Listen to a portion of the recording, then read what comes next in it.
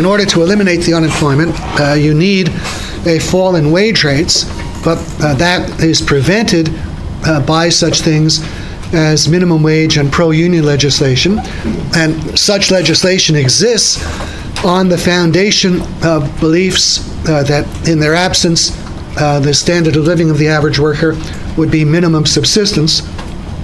And I think we've dealt with that now. There are some loose ends to wrap up, to place a different interpretation on the economic history of the last 200 years. Yes, Mr. Woody? As far as the unions, maybe the way I think about it is what you're saying about trying to increase, the standard of living for the workers and stuff like that is maybe originally true, but it seems like they've gotten so powerful, and the pension money that the workers have to put in per hour and the dues they have to pay, and there's just so many of them that the union is becoming so powerfully rich with money and being able to invest and make more money and be able to have a lot more power than rather than I think it would be very hard for that to change because they are so powerful at this point. Pardon me? They're declining. Yeah, they are declining, but it is true the unions still have considerable power. But what gives them their power is the thinking of the general public. The unions have power because the public considers them as existing in the vital self-interest of the average worker and believes that in their absence, the standard of living of the average worker would plunge towards subsistence, and that the unions have major responsibility for conditions having improved in the past. That's what people believe, and that conception of things is what I'm trying to challenge, because that rests on the view that wages are arbitrarily set at minimum subsistence if there are no unions or other government intervention. I think I've refuted that and then shown that what raises real wages is the rise in the productivity of labor. If money wages are not arbitrary, if they're determinate, and then we have improvements in the productivity of labor operating on the side of prices, what must be happening to real wages? If the rise in the productivity of labor is reducing prices relative to money wages, what has to be happening to real wages? They're rising. That's how real wages rise. Now, if you recognize that it's the productivity of labor that is the essential determinant of real wages, and in fact, we can show this algebraically. I have it in the supplement in a few simple steps. Starting with the average real wage, what the worker's money wages can actually buy is W over P, the average money wage divided by the price level. And then we have these two formulas in equations 2 and 3. Well, what happens if we substitute equations 2 and 3 into equation 1? Well, then we have 4, the average real wage is equal to the demand for labor over the supply of labor, that's the average money wage, divided by the demand for consumers' goods over the supply of consumers' goods, that's the price level. When we're dividing by a fractional expression, we follow the rule of inverting and multiplying. That's what we get in equation 5. So the average real wage is equal to demand for labor over supply of labor times the supply of consumers' goods over the demand for consumers' goods. And then all we do in reaching 6 is we change the order of multiplication. We move the demand for consumers' goods under the demand for labor and the supply of labor under the supply of consumers' goods. Well, this is the average real wage. It's equal to the product of these two expressions. What is this? What does the supply of consumers' goods relative to the supply of labor represent? The productivity of labor.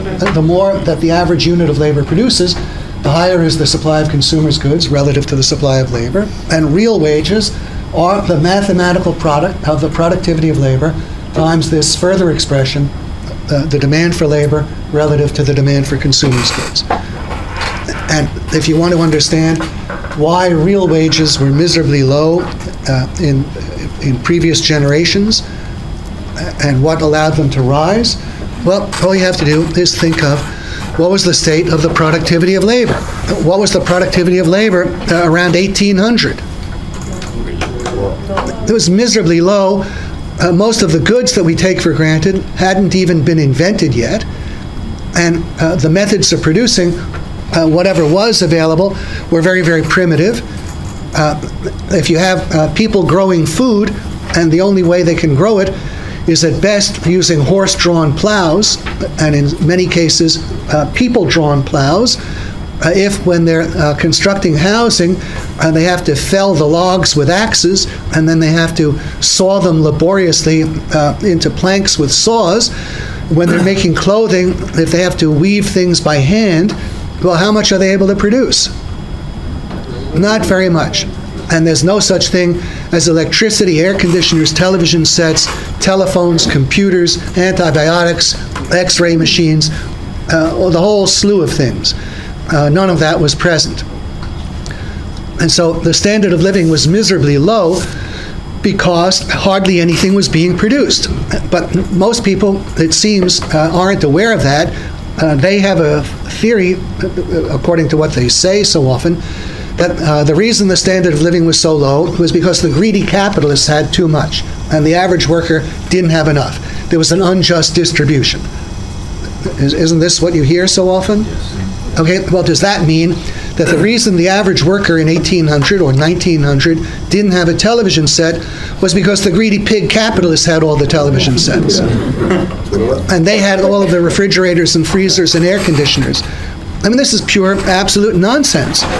The reason that the average person had so little was that so little was being produced. And what improved things was the rise in the productivity of labor, made possible by the greedy pig capitalists. They were the ones who were introducing the improvements in products and methods of production to make profits, and that's what raised the general standard of living. Yes, Mr. Davis. How does the focus on corporate profits come into play in a bigger scheme? We talk about production being increased, which leads to real wages going up higher, and all these positive things that take place. In the real world today, many people view that corporate America is greedy, focused on profits, rising wages for CEOs and otherwise. What happens when instead of those monies going back to lower prices, they're skimmed off the top by the greedy capitalists? Okay, let's say the greedy capitalists are getting the profits. Now the key question is, what are they doing with the profits? They're buying things. Like what? Are they, to the extent they're reinvesting the profits, what does that show up as? That's more means of production to expand the supply of goods that everybody buys. Those are trickle-down theory. Well, no, it's not trickle-down. You see, trickle-down is an expression used by opponents of the process, and they think, yeah, we'll stand there and a few drops will fall, maybe something will drop into our mouth. It's not trickle-down. It's the way you increase production and improve the standard of living. See, how do you do it? You have to save and reinvest. You have to have improved equipment, more advanced methods of production. And what it takes is saving and reinvestment. That's an essential requirement. That and technological progress. That's the only way it can be done. Now, people who characterize this as trickle down, that's disparaging the process. What is their alternative? What is their theory as to how you raise the standard of living? Increase wages. Okay, you go and you seize the profits, you seize the wealth, give it to the workers. That's their idea. But where does the money that you'd be redistributing, where does that come from in terms of actual wealth? It's back to inflation. Well, to the extent that you'd be taking wealth, the wealth of the rich capitalist is in the means of production. And if the idea is you'll raise the standard of living by seizing the capital and enabling people to consume it, well, that represents a policy of eating the seed corn. That's not how you achieve progress. That's how you achieve impoverishment. And an essential reason that we had economic progress, that it came about in Great Britain and the United States, was because these were two countries where there was a major respect for private property, where the law could not seize the wealth of the citizens. There's a statement I read recently by some prominent English writer back in the 18th century saying, describing someone's home, some poor person's home. The wind may enter, the rain may enter, but the King of England and all of his officers, they may not enter. And that principle applied to private property in general. Private property was sacred, and that meant you didn't have to worry about the government interfering with what you were doing and the wealth you were accumulating. And when people were seeking to accumulate wealth, they did so by starting to build factories and invest in equipment. That raised the productivity of labor. That is what raised the standard of living.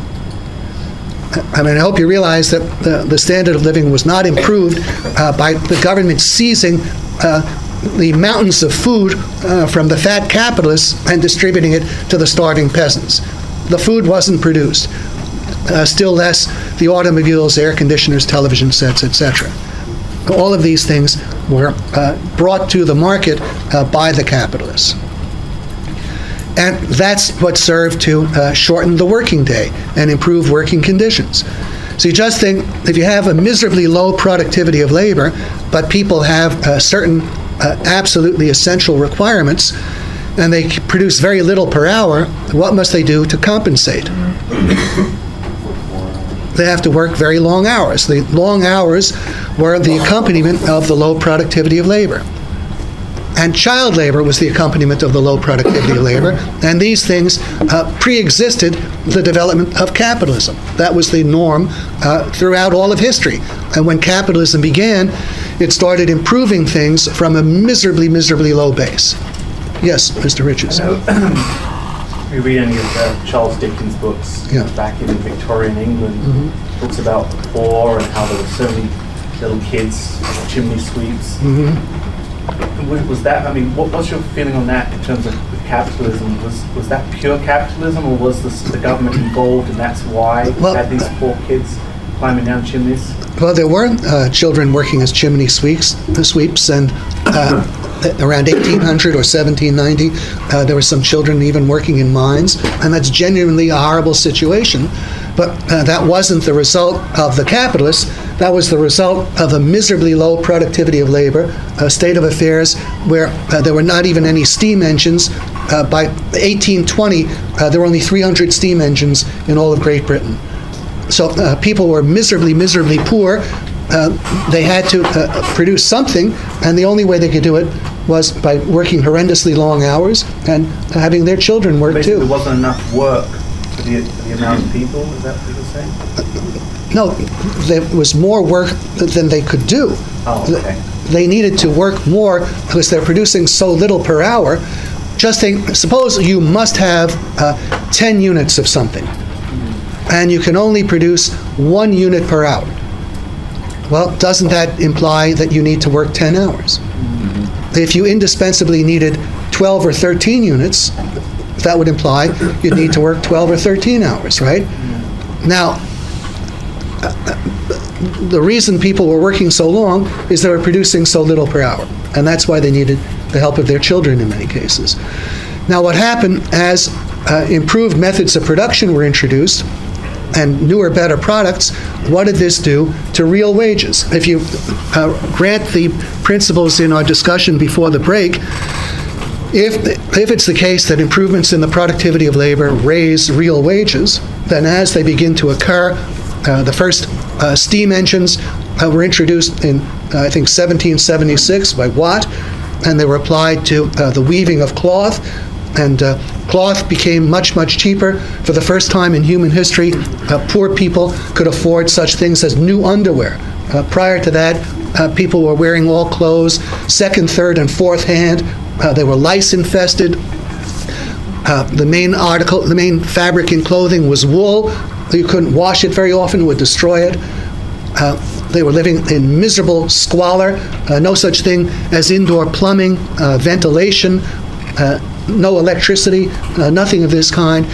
So the standard of living for the immense majority of people was absolutely horrendous. And even the very richest were miserably poor by our standards. One of the things my mentor used to point out is he would have liked it very much if, when American soldiers were stationed in France, some of them had been made to spend the night in the Palace of Versailles. they would have found that there was no indoor plumbing in the Palace of Versailles. If Queen Victoria broke an arm, could she get an x-ray?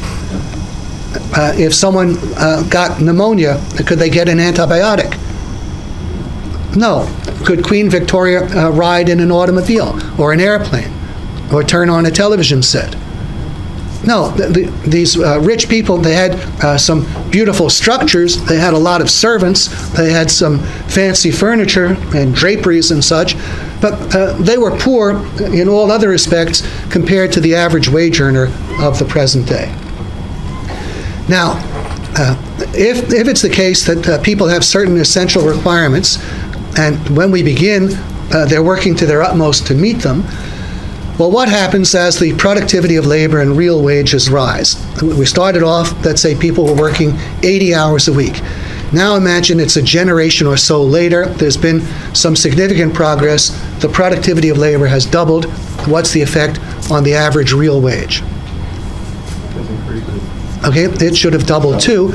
Now, when the average real wage reaches the point where it's twice the level of subsistence, then do people need to work 80 hours in order barely to survive? No. No, they don't. Now they're in a position where if they wish, they could work less. If you work less, you will earn less. But if you can now earn double subsistence, well, the large numbers of workers might prefer to have 7/8 of doubled subsistence, work a 70-hour week instead of an 80-hour week. They can afford the comparatively lesser earnings of the shorter week. Why? Because the rise in the productivity of labor has raised their real wages.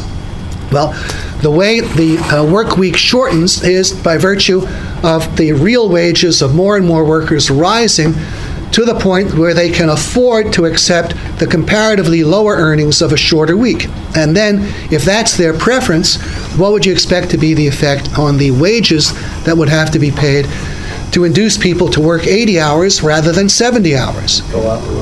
There'd have to be a premium built in to the 80-hour wages, a kind of built-in overtime, and a discount on the more preferred shorter-hour jobs.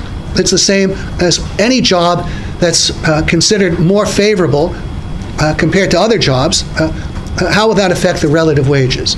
If we have the wage of sewer workers versus the wages of someone working in a comfortable office, which do you think, if the skill set were the same, which do you think the sewer workers have to be paid more to compensate for the hardship of their job?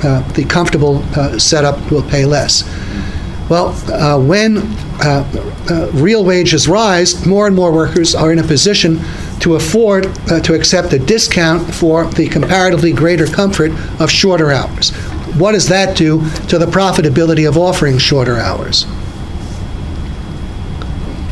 Suppose you can now get workers, you could offer an 80-hour week or you could offer a 70-hour week, but the 70-hour week you only have to pay 66% of what you pay, then it's cheaper to have the shorter week. Plus, there's the fact that if people are very, very tired at the end, they're not going to produce all that much in any case. So the market operates to bring about a shorter week, irrespective of legislation. And when you have legislation, if the legislation gets ahead of the market, then what is the effect? Imagine we had a law imposing a 30-hour week now. I'd like to see just 30 hours. I'm sure we'd all prefer to work 30 hours if everything else were the same. But would it be the same? If we worked 30 hours instead of 40, what would be the effect on our output? We'd produce substantially less, on the order of only 3/4. And if we produce 3/4, even if we earned the same weekly incomes, the unions would like a shorter week, and they'd like at the same time to raise hourly rates so that you'd earn the same per week. Well, let's say that actually happened. Suppose we have unchanged weekly incomes. The only problem is that because 3/4 as much is produced, there's 4/3 the prices. Well, then where are you with the same weekly incomes? You are only getting 3/4 the real wage. Now, isn't that a shock?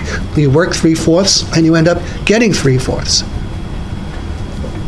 Now, it's the same thing with child labor. Child labor is a terrible thing, especially for very young children. But what eliminated it was the rise in the productivity of labor. After all, who decided whether or not a child would work? The parents, except for orphan children. That's a special case. But in the immense majority of cases, it was the parents. Now, as the real earnings of the parents rose, then they could afford to keep their children home longer and longer. So if you look at literature, the movies, whatever, in 1800, maybe children were going to work as young as 6. By 1850, maybe it would be 8 or 9. By 1900, maybe 10 or 12. Now, sometimes 25. So, a little longer. This is the result of the productivity of labor, and as the real earnings of the parents go up, and they need less and less contribution from the children, then child labor disappears. But suppose you have a miserably poor population that can barely survive, and they need the labor of their children, and then you prevent the children from working at all. What's the effect on the standard of living of already miserably poor people? They're more impoverished. They're more impoverished. So such legislation can work to make poor people poorer. But then there's government subsidy to offset that. Well, then you say government subsidies, but where do the subsidies come from? The subsidies come from other workers or from the hated capitalists, and in that case, they're generally coming at the expense of the demand for capital goods and labor. Okay, well now, if we can keep in mind that it's the productivity of labor that explains why conditions were bad, why wages were so low, and the same analysis applies to working conditions. There are many improvements in working conditions that just hadn't taken place generations back. No one could work with electric light before it was invented. Then there are things which are known, but again and again there are situations where installing them adds to cost, but doesn't add sufficiently to productivity, so it's a rise in costs. Now that doesn't mean the workers couldn't have them. Suppose there's something that makes a job easier, more enjoyable, more comfortable for the workers, but it doesn't contribute significantly to output. So from the perspective of the employer, it's just an added cost. In what circumstances would an employer be willing to incur that cost, where it would actually be much to his interest to do so? Increase in productivity. Now let's say there's no increase in productivity, or it's not significant. Well, Maintains the labor. Pardon me? Maintains the labor force. Well, there you're saying it's needed to keep the workers, but let's say that he's paying a competitive wage. If the workers truly value such an improvement, then they can have it without increasing the employer's employment costs, but by what means? What's required so that employees could have the benefit of certain improvements that are for their comfort without increasing the employment costs? Without, the productivity hasn't risen, and this isn't going to raise it. Pardon me? A decrease in their take-home wages. A decrease in their take-home wages. The employees can have improvements in their conditions that simply add to costs if they compensate by accepting a relatively lower take-home wage. Now, again and again this happens, and let me show you how it works to the interest of the employer. In a country like the United States, the average level of real wages is already very, very high, and probably in most cases, if a worker has to choose between working in the summer in an office that's air-conditioned and one that's a sweat box, if he's able to earn $500 a week, if that's his base earnings, and he detests working in the sweat box, well, mightn't he be perfectly willing to accept perhaps $20 less a week to work in the air-conditioned office? Suppose you see a job offer, and you realize this is a sweat box, you can get $500 in an air-conditioned office. In order to work in the sweat box, you might want $540 or $550 or more. Well, suppose the cost of installing the air conditioning to the employer works out to be $5 per worker per week. And that's his cost, $5 per worker per week. He doesn't have to install it, but if he wants workers to come and work for him and they can obtain air-conditioned comfort somewhere else, what kind of premium would he have to pay? Well, he'd have to pay a substantial premium to compensate the workers. If that premium is more than $5 per worker per week, what does it pay him to do? Install the air conditioning. Now, the workers could have that $5 per week, but they're willing, they insist on $20 or $50 more per week to work in a sweatbox. Now, suppose we transpose the same example to a place like Bangladesh. And let's assume the cost of air conditioning someplace in Bangladesh is also $5 per worker per week, but there the total earnings of the worker are $25 per week. And the worker could have the comfort of an air-conditioned office, but he'd have to accept $5 a week less in take-home pay. Well, do you think that he's in a position to afford to take that kind of reduction? No. Not at all. So they can't afford it. In the United States, the workers can afford far more than the cost of having the improvement. Yes, Ms. Herrera? But wouldn't it benefit the employer to put the ACE even if they have a sweatbox? Because people that are comfortable working will produce better and they will produce more. Well, they may produce more. Well, let's grant that. But if they don't produce enough to cover the cost, then it's not something that pays for itself. See, when you have improvements in conditions that do pay for themselves, then they will be introduced automatically in the same way that any improvement is introduced. There are many people who perhaps don't think so, because they think, they seem to say that if something makes life easier for the workers, the employer won't do it precisely because of that. But they would certainly do it if it paid for itself. But we're talking about situations where there are improvements that don't pay for themselves, but they can still be introduced if the workers are willing to take a sufficiently less take-home pay to cover their costs. And again and again, it's the case that in order to get them without such an improvement, you'd have to pay them a premium substantially greater than the cost of the improvement. Yes, Mr. Wright. Would you apply this concept, please, to the recent grocery store workers' strike, where the cost of health insurance was going to rise? They're really refusing to come to work, even though it was a relatively small incremental increase. I would say it applies to the grocery workers' strike and to all fringe benefits of all workers. Whatever the employer is paying for you for health insurance, you could conceivably have as take-home wages. Now, we have it this way at present. That part of your income is tax exempt, and if you're uninsured, you're dumped into a tank of piranha, in effect. So the health insurance appears as a vital necessity.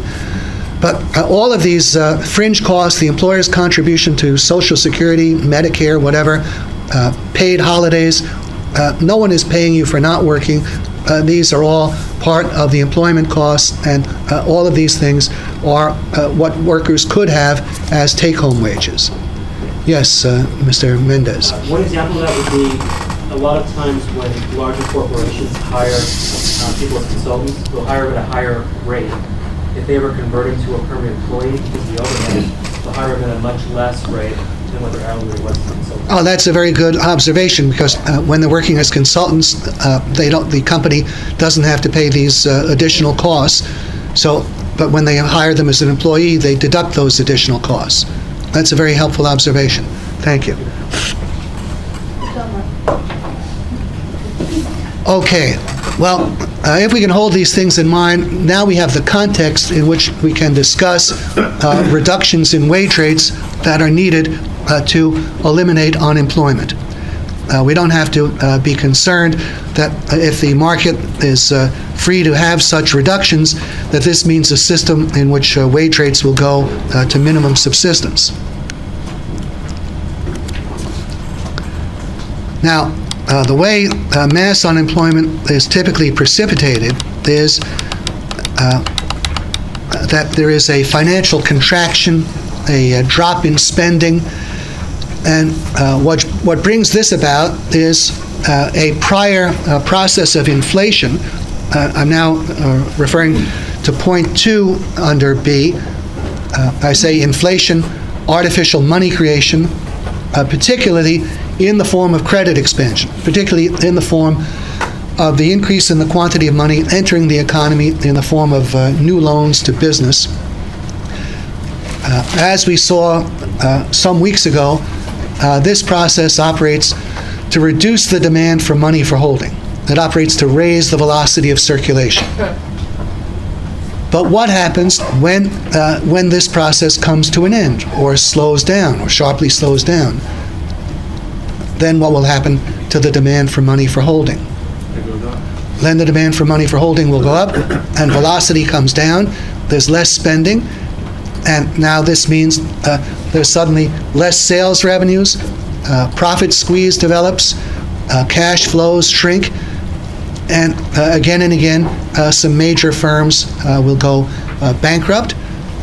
And what happens if some of these firms have major loans to banks? They default. Okay, then some banks can go bankrupt too. And when that happens, what happens to the quantity of money? Then the quantity of money actually declines, and then you'll get a further rise in the demand for money for holding. This is the typical pattern of every depression. And this is what happened in 1929. Mr. Rosendahl. My question is this: are we better protected by the Federal Reserve now against such depressions? Are we better protected against financial contraction? I would say yes. The Federal Reserve has the ability to create as many new and additional dollars as it may think necessary. What we're not protected against in any way is the continual depreciation of the value of the money. They continually expand the quantity of money. They openly announce that they actually desire that prices rise at some modest rate. They were unhappy with a zero rise in prices. They want there to be at least 1 or 2% every year. And the government always has this ability to create more money. And there are always new demands being made. Our current president introduces the prescription drug benefit. That adds untold hundreds of billions of dollars over the years. There's the war in Iraq. That's another major source. If his opponent is elected instead of him, then it's very possible we'll have some kind of national health insurance program which can add still more trillions, and then there'll be further demands for other programs. So there's really no limit, and what allows this is the government's ability to create money. You see, the government has the printing press as a source of funds, and they don't have to get all of their money from the taxpayers. So this changes the whole relationship between the government and the citizens. If we had a gold monetary unit, the government can't make gold, so where would it have to turn to get gold money? To the citizens. You see, the government spends money, but it doesn't earn money, right? So whatever money it may have, it's always disappearing. If the government is going to continue spending, it needs to get money from an outside source. It doesn't generate the money by its own activity if it can't print it. So it always would have to turn to the citizens. In that environment, if the government wanted to spend more, what would automatically be implied and recognized? They'd have to either raise taxes or cut other government programs. Now just think, how would the very language appear? The president is going to give us a prescription drug benefit. Well, how would that go over under a gold standard? The question would be, well, where are you getting the money? Do you have an immense personal fortune that is going to pay for this? If the government is going to provide additional billions of dollars, they would have to raise taxes. So what do you think the popularity would be? Oh boy, we're getting a free prescription drug benefit, and we're going to pay the additional taxes to pay for it and the whole bureaucracy to administer it. Do you think people would be applauding this, or viewing it as another boondoggle scheme to raise their taxes, or maybe strip the national defense of the country to pay for it? So what do you think the likelihood of enactment of such a proposal would be? What do you think the enactment years ago, the likelihood of enacting Medicare and Medicaid would have been? I doubt that they could have gotten through. The enactment of new federal departments, the Department of Education, the Department of Energy, anything that's adding to government expenditures, if people understood that the additional spending means equivalent extra taxes or reduced government spending for more necessary functions like national defense, what do you think would have been implied about the growth in the size of government?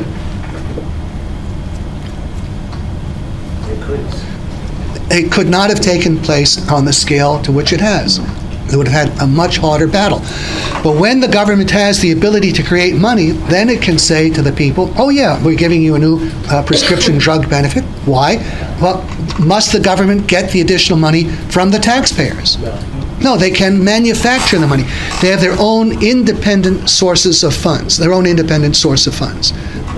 Now this means that the government is no longer financially dependent on the citizens. You see, in a free country, the citizens are supreme. The government is the servant. But to make that real, the government has to be financially dependent on the citizens. Instead, under our present arrangement, most of the citizens think they're financially dependent on the government. Why do they think that? Because the government has its own source of money. This is an enormously important issue. And it's the ability to create money, which in the past was always on a much lesser scale. In the past, money could be created up to a certain point, and then it had to come to a screeching halt. And when it did, that's what precipitated the recession or depression. Now we have an arrangement where when a recession or depression is starting to develop, the government starts expanding money more rapidly. And they can avoid the recession or depression or reduce the severity of it. But as time goes on, the government keeps getting bigger and bigger, adopting more programs, taking on more functions. So this is our situation. Now, in the past, what would precipitate depressions would be, first, there's a process of limited inflation. That operates to reduce the demand for money for holding, raise velocity, but then it had to stop because the money was, after all, tied to gold, and you couldn't expand the quantity of money too far beyond the supply of gold. And when that was threatened, the process stopped. But when it stopped, the demand for money for holding had to rebuild, which meant velocity would fall, there'd be a contraction of spending, and then with a fractional reserve banking system, you could start having bank failures and an actual reduction in the quantity of money. Yes, Mr. Rosenthal. Two more questions. In the 60s, didn't we have a more severe depression than even in the 30s? In the 60s, did we have a more serious depression than in the 30s? But the government increased the supply of money or maintained the supply of money enough to keep it from becoming too severe, or what was the case there? Well, when you say a more serious depression, I'd be surprised that you would think so. I think I read that in the book, in your book. That there was a more serious depression in the 1960s? Yeah, in the early 60s. Boy, I'm amazed. I have no knowledge of having written that. I don't think it's something I would say. Okay. It's conceivable a more serious depression had the potential to develop. Okay. That's possible. A more serious depression has the potential now, but that doesn't mean that it will actually come to pass. The government all along keeps expanding the quantity of money. Yes, Mr. Whitesides. Well, Professor, you're scaring me here. I mean, you seem to be this like all-knowing, capitalist guru, right? Yeah. And we're in a democratic society here. We're supposed to vote into office the right person so they make the right decisions, or at least lead up the committee or the cabinet that makes the right decisions or helps us make the right decisions. Right. So do you vote? Yeah, I vote. I vote at least against most of the propositions. Right. Okay. But not necessarily for candidates. Not necessarily for every office, and I really So don't you vote know. against every single proposition? No, I wouldn't say every single proposition, but anyone that would add to taxes, or anything of that kind. Interesting. Yes, Mr. Oh, I'm sorry. Let me get Miss Yang. She hasn't had a chance yet. Yes. I'm curious, there's a proposition, I think 68. How does that relate to unemployment? I think it has to do with how government restraint asking small business to acquire health care for the workers, even if they're on part-time. Is that 68? I thought 68 was the Indian casinos. It's probably 70-something. I haven't heard of that proposition. I have a voter's pamphlet at home. I have to read all the propositions. Okay, basically it's telling the companies to either purchase health care for part-time workers, either through a government agency or through a private insurance company. Okay, mandating health care coverage Right. by private employers. Okay, how do you guys think, what do you think the effect would be? What is it the equivalent of if the government is imposing a program that employers now have to pay for? Yes, Mr. Weatherford? Drop real wages. That's what they're doing. Okay, it should end up doing that, but what is it tantamount to in the first instance? Same as tax. It's the same as tax. Isn't it essentially the same? It's an additional cost that employers are supposed to incur on behalf of their employees, right? So how does that differ from a government-mandated wage increase? It doesn't. Isn't it essentially the same thing? All right, then the question to ask is, what would be the effect of the government imposing an arbitrary rise in wage rates for any category of workers? People off.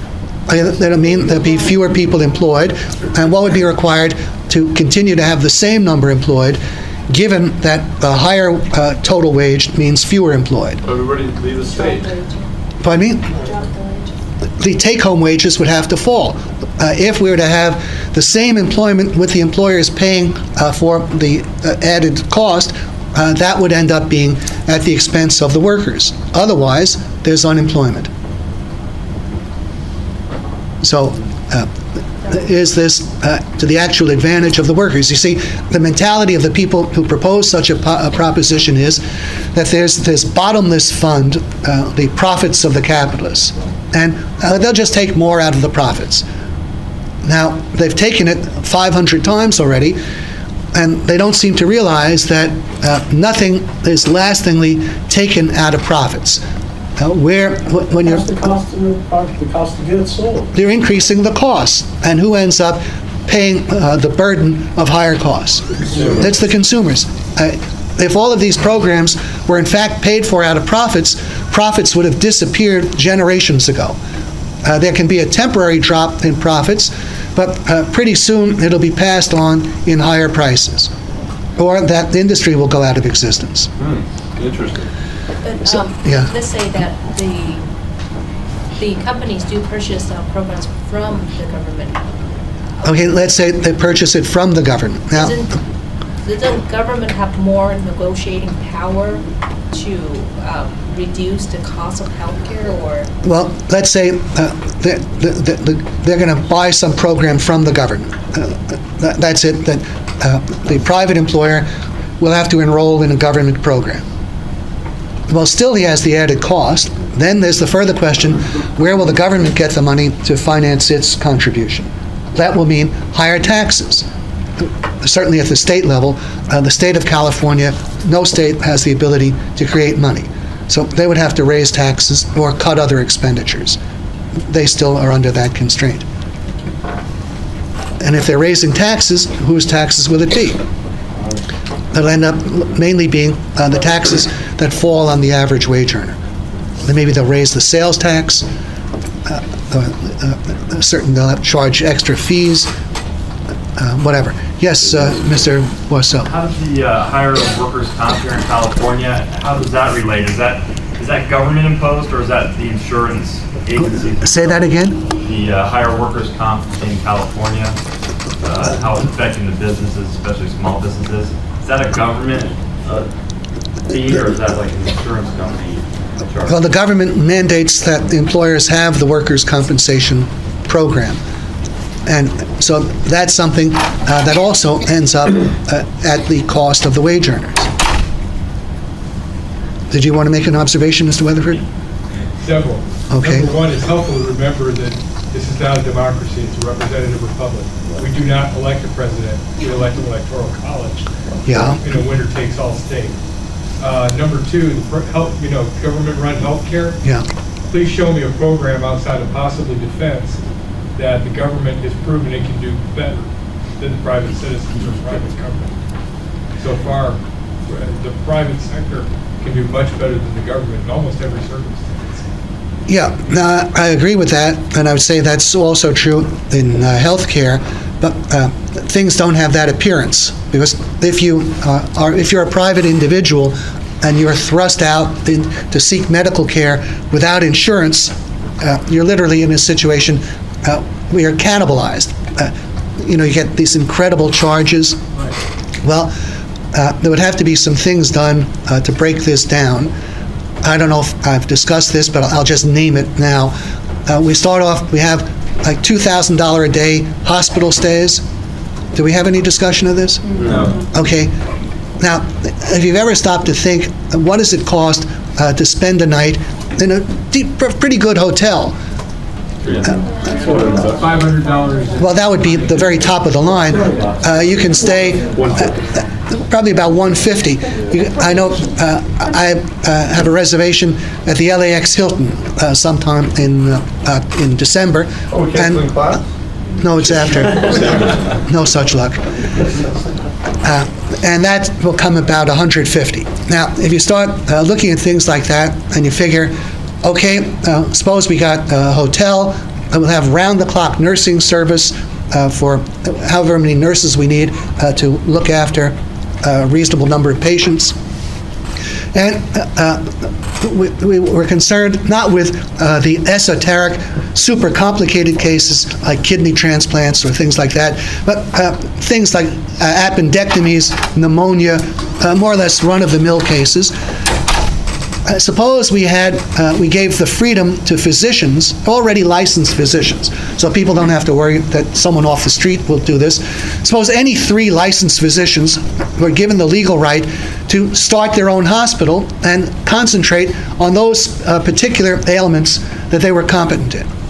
So they might refuse to accept certain types of cancer patients. But what do you think would happen to the costs of routine problems like pneumonia, appendectomies, and so forth? Starting with, do you think a level of $2,000 a day could be maintained if your actual level of costs required, it was only $500 a day? So the competition would make these rates plunge. And then you could have a further reform. We have a problem with uninsured people. They need special help. Suppose you need to get around this problem of horrendous malpractice insurance. We didn't always have such a problem. It's got to have been the result of changes in the law and judicial interpretations over a period of years. Suppose we allowed uninsured patients to go by a different, earlier standard. They could opt out, they could contract out of the present system with the hospital. What would that do to costs? I think that would bring it way down. If you didn't have this kind of horrendous malpractice arrangement, that would operate to bring costs down. And if you have it now between the patient and the provider, and you got the HMOs and the others out of the picture, then the physicians and hospitals know that the procedures they're providing, that has to be paid for by the patient. What do you think that'll do to the kinds of treatments they prescribe? They'll have to make it affordable. See, we've gotten where we are because we have essentially collectivized the cost of health care. Let me illustrate this principle. Suppose after this class we all go out to the nearest restaurant or bar, we'll have a late night snack. And the arrangement will be everyone orders whatever they want from the menu, and then we'll split the check 30 ways. What do you think would happen to the size of the check compared to people each paying for themselves? Would be much larger. I think it would end up being much, much larger. Well, health insurance, in quotes, it's not really insurance, it's the collectivized payment of medical expenses. That's a similar arrangement. and it keeps going up because the individual and his physician, they can have things that benefit them, but if you're dividing the cost among a group of several million people, what is the cost to the individual? It's insignificant. If everyone is doing it, then the cost will be much, much higher. But for any given individual, there's no perceptible increase in the cost. So this is the basis of the runaway costs, and this underlies also the malpractice problem, because it's an implicit standard that everybody is entitled to state-of-the-art medical care, and anything less is malpractice. I'll take just this one question on it, then I want to go back to unemployment. You're really in my arena now. The problem is, in the pre-HMO era, it's an absolute fact that the number of unnecessary procedures performed and the lengths of stays were significantly greater than they are now. Now, I'm not a proponent of HMOs. Right. But, tonsillectomies are down to like 1/10 of what they were in the 1970s and early 1980s. Okay, but you see, the HMOs are a response. The HMOs are a response to the runaway rise in costs that the collectivization of medical care brings about. And the way it starts, you see, first, for some years, the physicians could prescribe anything, and many of them would benefit because they make money on it too.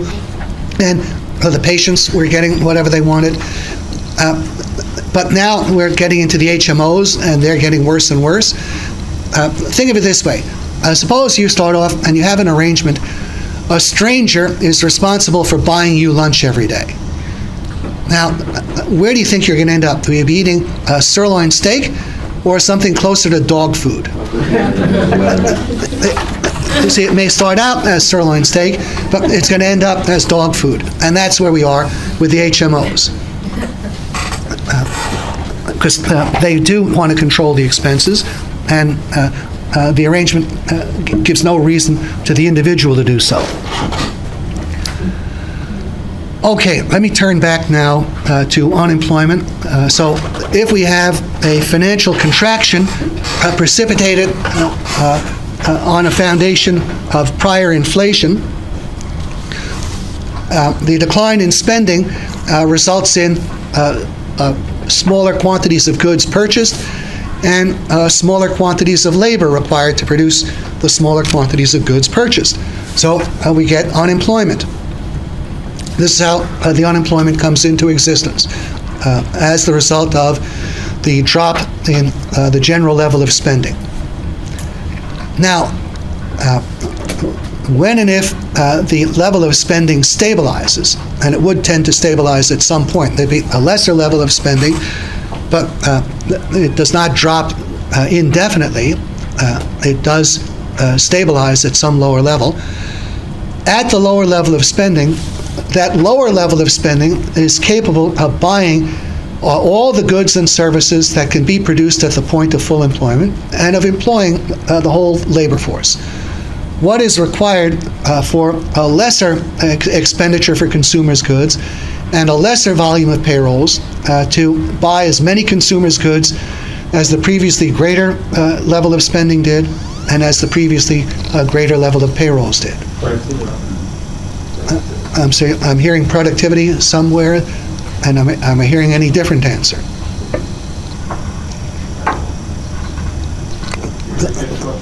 Yeah, what's required for a smaller amount of spending to buy as much as a previously greater amount of spending? The prices have to drop.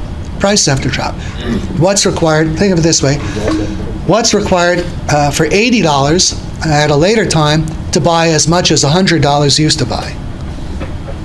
Price drops by 20%. The prices fall by 20%. What's required for $4 trillion of payrolls to employ as many workers as $5 trillion used to? If wage rates drop by 20%. So when there is a financial contraction, once the contraction stabilizes at the lower level, it is certainly possible to get back to full employment and full production on the foundation of a fall in wage rates and prices. The lower wage rates and prices permit the same reduced levels of spending to employ all just as much as the previously greater levels of spending. The way I put it here, under point A, under 4, the same aggregate money demand for labor can be stretched to pay an indefinitely larger number of workers at inversely proportionate wage rates. And we have an illustration of this. Here's the demand for labor. This is the same as the productionist aggregate demand curve. Here's the supply of labor representing full employment. So there's a definite wage at which full employment is possible. Here it's the wage 1.0. All right, with this same demand for labor, what would be the effect on employment if the wage level were jacked up to double? Half. We'd have half the employment. We'd have 50% unemployment. What if the wage level were cut from 1.0 to 0.5? Then we'd have an incredible labor shortage. We'd have twice the jobs offered as there were people to fill them. So notice the difference between mass unemployment, full employment, and a labor shortage. What is determining the difference given the demand for labor? The wage level. With the same quantity of money, the same ability to meet payrolls, it's possible to have mass unemployment if the wage level is too high, full employment if it's appropriate, or a labor shortage if the wage level is below the full employment point. So it's all a question of adjusting the wage rates to the demand for labor.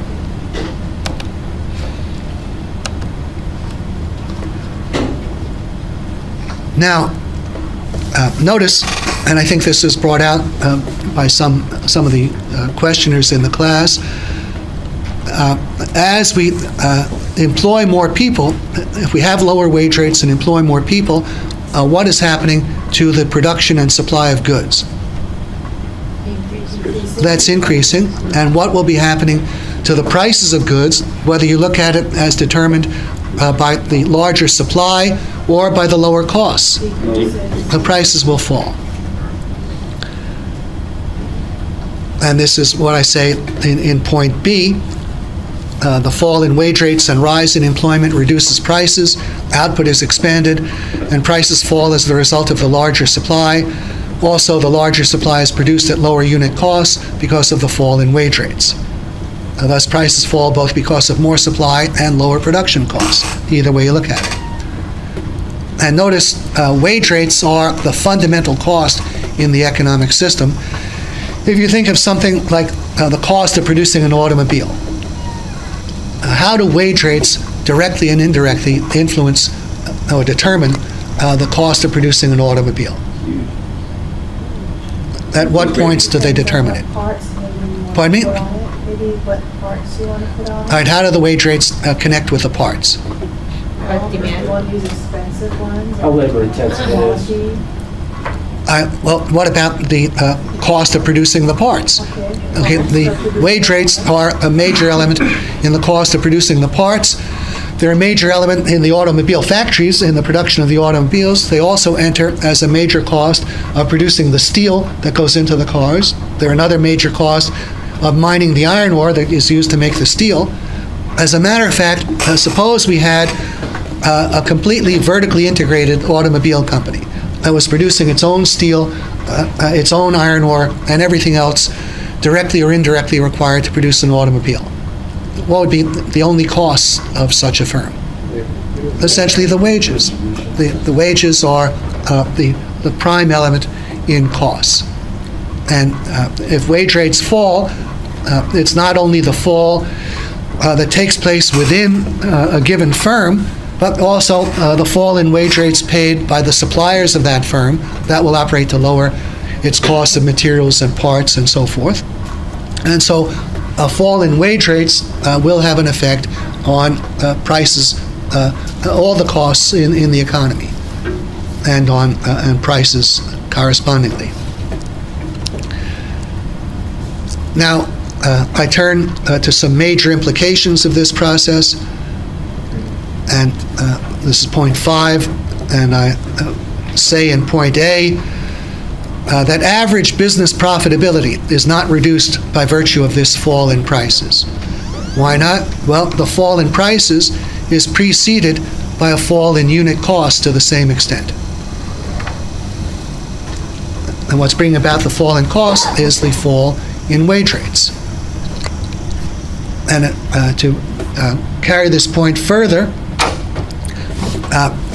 and we'll be dealing with profits very extensively after the midterm, and this can be a good introduction to aggregate profitability in the economy. We know on the basis of common sense accounting that profit is the difference between sales and costs. Now, there is a common component in the costs and the sales, which is the sales revenues for things like materials, machinery, and so forth. The sales revenues coming in exchange for materials, machinery, any means of production, any produced means of production. They show up in sales revenues, and where else do the same sorts of expenditures show up? Where, in other words, would the expenditure for steel sheet show up in the economy? It's a sales revenue to the steel producer. What is it to the producers of automobiles and refrigerators? It's a cost. It's a cost. So a major component of sales revenues has a close correspondent with an equally major component of costs, namely all those sales revenues which represent receipts from the sale of capital goods, receipts from the sale of materials, machinery, spare parts, anything of this kind. All of these sales revenues will show up as costs in the future, and the costs that are showing up today are the reflection of prior such expenditures. Now, suppose we had an economy in which the amount of money spent to buy all the various capital goods was unchanged for many years. So the total expenditure to buy things like steel sheet, tires to put on new cars, the paint to paint them, the plate glass to make them, and similarly in all branches of the economy.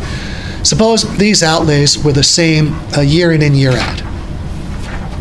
What would be implied about the extent to which these outlays would show up as costs?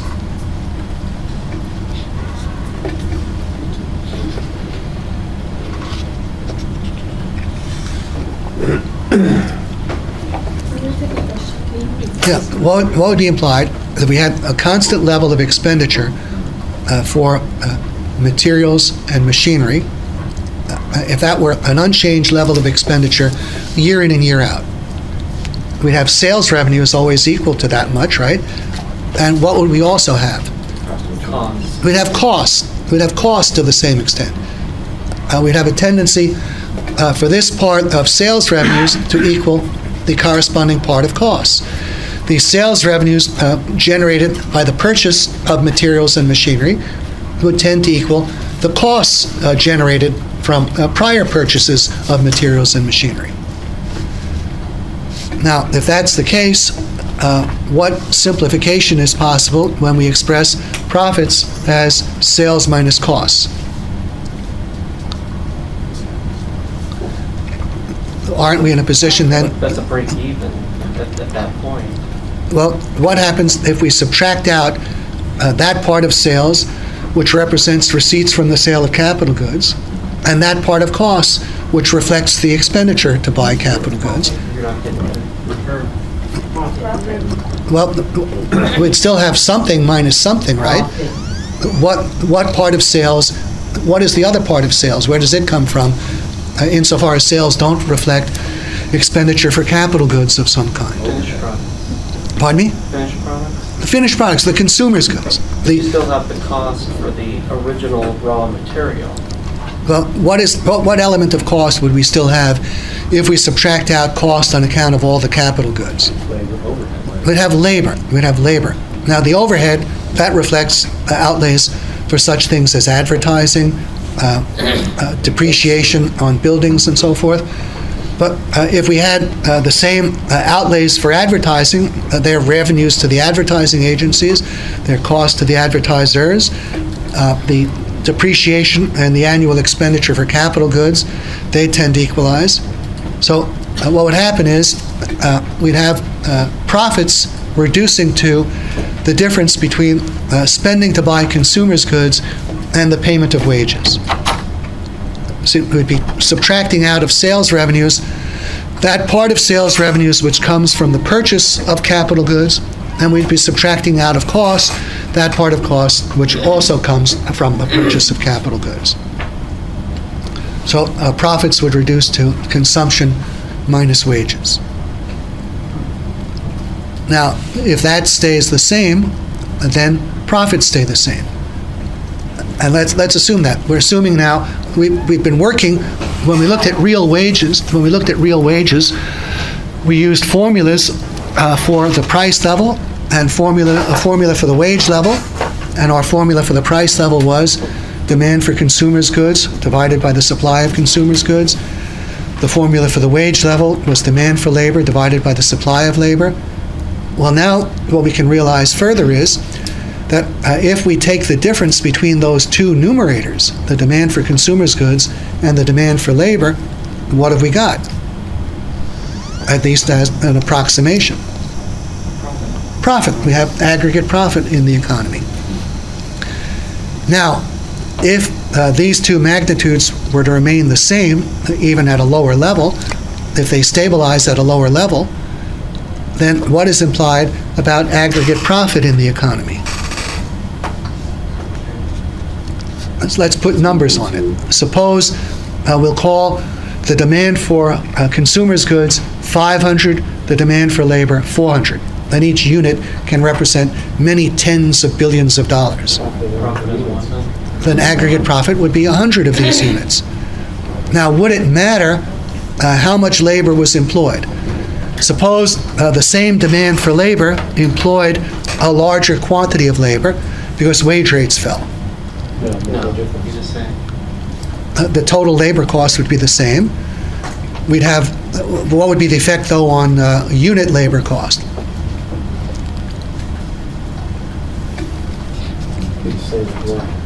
It'd be less. If we're employing more people at lower wage rates, the total labor cost is the same, but certainly the labor cost, as far as it comes from any one worker, that's less. And now, suppose we have, let's say we're employing 10% more people. Imagine that we have a drop in wage rates of, we'll have to make the percentages consistent. Suppose we start off, we've reached a point where there's 10% unemployment. We have 10% unemployment. And the demand for labor and the demand for capital goods have both stabilized at a lower level.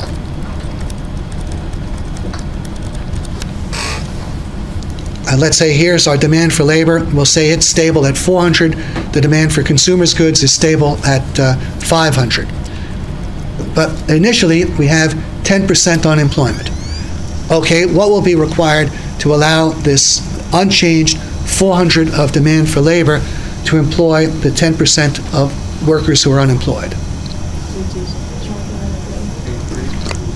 If our initial position is we're employing 9 workers out of 10, and we want to get to the point where instead of employing 9 workers, we're employing 10 workers.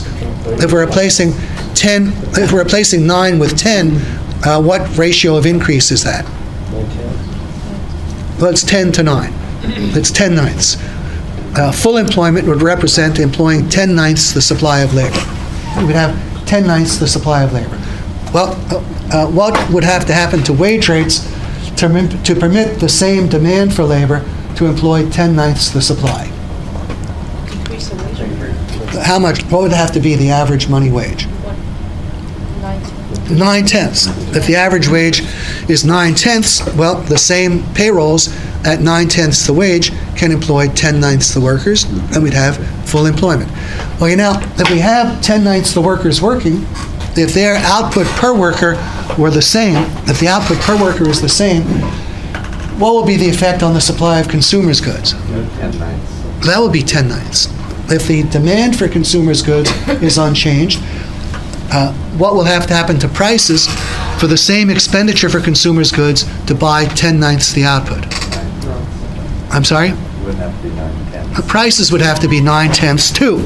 Now, if wages are 9/10 and prices are 9/10, what is implied about real wages? Pardon me? They've increased. Well, have they increased? If you were originally earning $1,000 a week and buying at a price level we'll call 100%, now you're earning $900 a week and you're buying at a price level we'll call 90%, your wage would be the same to that extent. Now, so you'd have unchanged real wages. Money wages would fall, but real wages would be unchanged.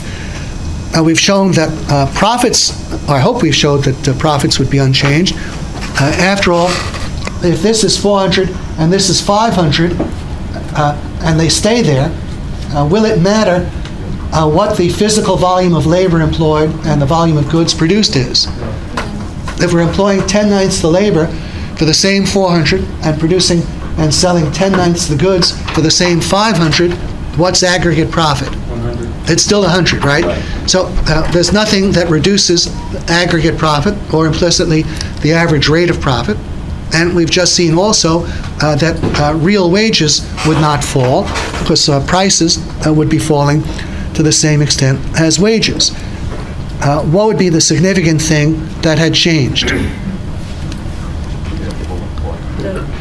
We'd have eliminated the unemployment. We'd have eliminated the unemployment. Now, that elimination of unemployment can indirectly contribute to a rise in real wages, but a rise in take-home wages.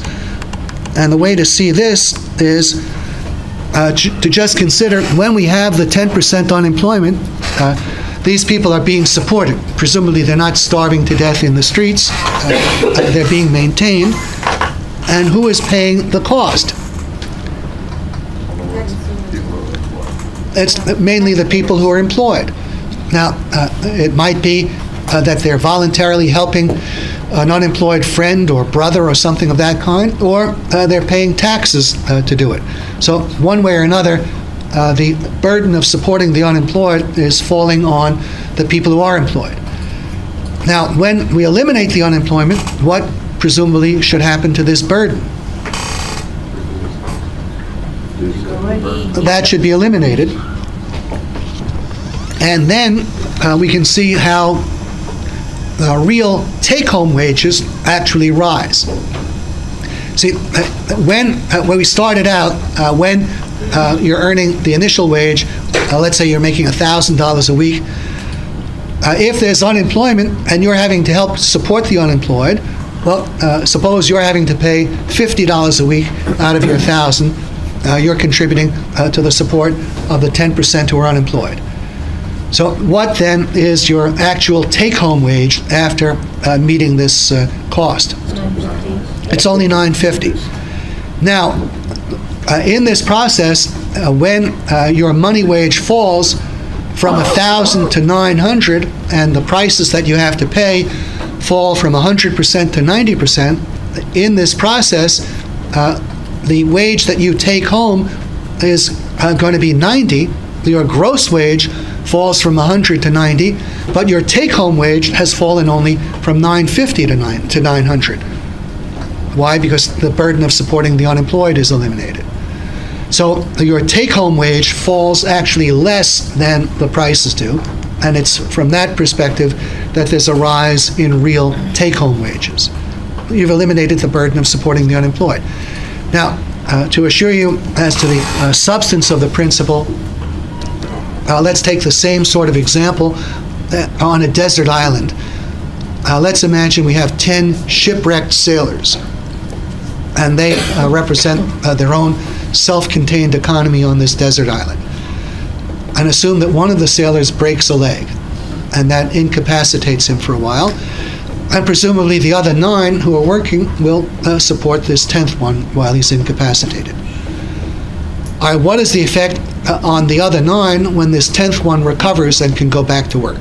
Will that lower their standard of living or raise it? It'll raise it, because they no longer need to support him. They can keep for themselves what they had been giving him. Now, nothing fundamental has changed if we were to introduce into this desert island some money. And let's imagine that on this desert island, there's a fixed limited fund to buy the output of these sailors, and there's a fixed limited fund to pay their wages.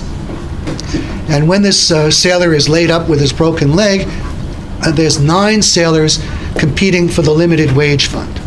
When he recovers, there'll be 10. So what should happen to the money wage per sailor? It'll fall. It should be 9/10 of what it was. But what happens to their output when there's 10 of them working instead of 9? Their output should now be higher in the ratio of 10 to 9. And what should happen to the prices of this output if it's sold for the same limited quantity of money? The prices should be 9/10. Well, the money wage of the sailors would be 9/10. The prices were 9/10. Where's the net gain?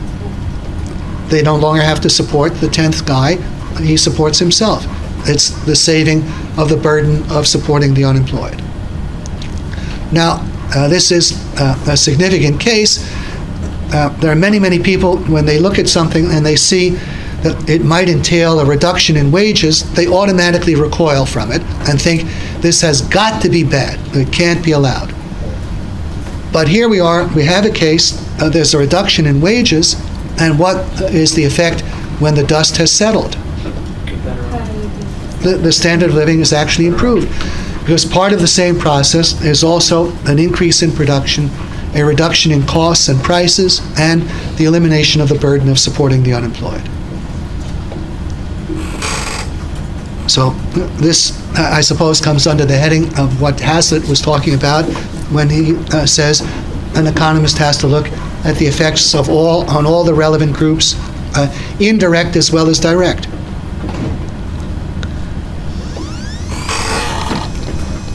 Now,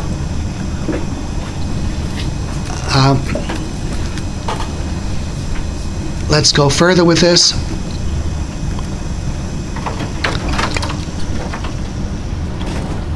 And consider what would operate to bring about such an outcome. What would bring about precisely this outcome in a free labor market? Let's say here we are, we've had a monetary system that is seriously flawed. It allows limited inflation up to a point, then it stops, and then we have the bust phase, the financial contraction, we have unemployment. Now there's unemployment. How would we get out of the unemployment in a free labor market? What would be the process that would force wage rates down? Well, what is the self-interest of the unemployed workers who need to work to live? I mean, they're willing to go to work for lower wages. They're willing to outcompete workers who have jobs by offering to accept lower pay. What's the self-interest of the employers in a situation of this kind where there are unemployed workers capable of replacing their present employees? Lower labor costs. To compel their present employees to take a cut to avoid being replaced. Now, this process appears to be a competition for the present number of jobs, but as it drives down wage rates, what's it doing to the number of workers that the same payroll funds can employ? It's enlarging the number of workers that the same payroll funds can employ. So that's how employment gets expanded. The competition for jobs by the unemployed in driving down wage rates has the effect of expanding the quantity demanded and eliminating the unemployment. And this is how, again and again, whenever we would get into a recession or depression, the economy would then proceed to recover. There'd be a fall in wage rates, costs, and prices, and pretty soon we'd be back to full employment and full production. This didn't happen in 1929 because for the first time there were major obstacles imposed against the fall in wage rates. And these obstacles came into play before the New Deal. They came into play under President Hoover, who is often regarded as a do-nothing, laissez-faire president, but he was very, very far from that. There was major intervention in the labor market from the Hoover White House, and he actively intervened to prevent the fall in wage rates, and was boasting that his administration, for the first time, had stopped wage rates from falling in the midst of unemployment. Now, why did he do such a thing? Because he had accepted the idea that became very popular in the 1920s, that it's economically harmful to reduce wage rates because now the wage earners can't buy as much as they used to with their lower wages. Now, that's true for an individual wage earner, but it overlooks the fact that the extra wage earners employed will make up for the loss on the part of the individual wage earner. If we have wage rates falling 10% and more and 10/9 the workers working, well, each individual worker is spending 10% less, but there are 10 workers doing that spending instead of 9, and we've eliminated the unemployment. Now, for some reason, Hoover and others didn't see that, and the unions didn't want to see it. And I believe Hoover was actually introduced at an AFL convention, got a very good reception because he had worked to prevent the fall in wage rates, and whoever kept their jobs, well, they were doing much better because there were some considerable reductions in prices. But if you keep your job, then you're getting the benefit of the fire sale prices, and your real wages are higher. But it's nothing to be happy about if you're without a job. Well, there are, I refer to this under point C, under 7, government pressure, President Hoover's White House conferences in the 1929 Depression.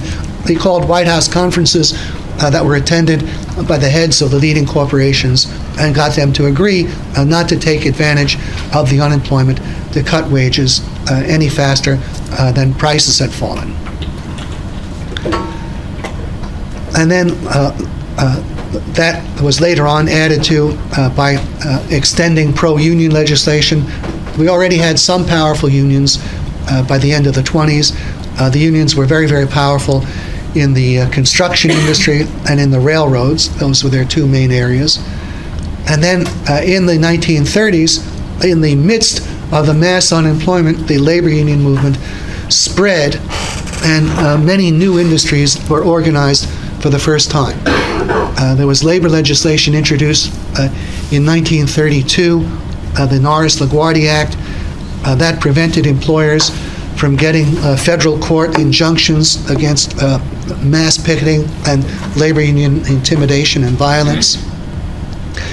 And then in 1933, there was the National Recovery Act, the NRA, and it included features that allowed the unions to go ahead and organize, encourage them to organize. It introduced such provisions as if the majority of workers at an establishment vote to join a union, the employer is compelled to recognize the union and to bargain with it. The National Labor Relations Act was subsequently, the National Recovery Act, the National Recovery Act. The National Recovery Act was subsequently found unconstitutional by the Supreme Court, but then all of its essential provisions with respect to unions and wage earners were reimposed by the Wagner Act of 1935. And this is where we got the National Labor Relations Board from, the dates from that era, and unfair labor practices and so forth.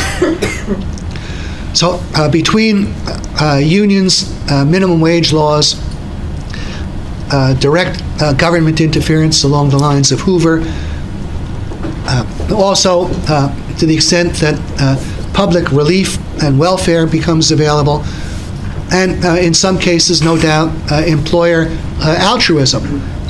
These are elements that stand in the way of a fall in wage rates, or simply flat out forcibly prevent it. And when you have such things, and there has been a financial contraction, well, if that's the way things stand, then what's going to happen to the amount of unemployment that we have? It'll just remain huge. It'll be perpetuated indefinitely. And we have a similar problem today in some countries, not as severe, but nevertheless substantial. What is the unemployment rate in places like France and Germany? On the order of 11%, 10%, double digits, in the low double digits. And they're locked into that. Why? Because they have very, very powerful labor union movements, much more powerful than here, and much more government support to maintain wage rates. And a major part of their wage scales consists of all kinds of fringes. There are tremendous benefits that the employers are compelled to pay.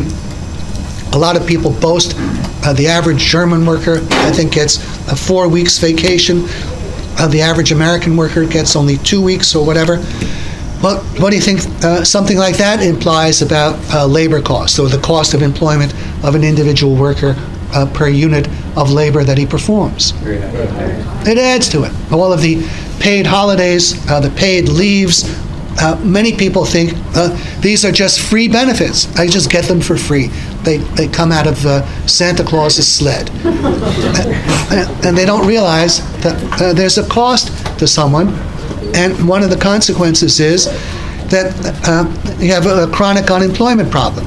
Now, they could reduce their unemployment, they could eliminate it, but either they would have to get rid of some of these fringe benefit programs, or they'd have to have a reduction in take-home pay, neither of which they're willing to do. So they perpetuate their problem of unemployment.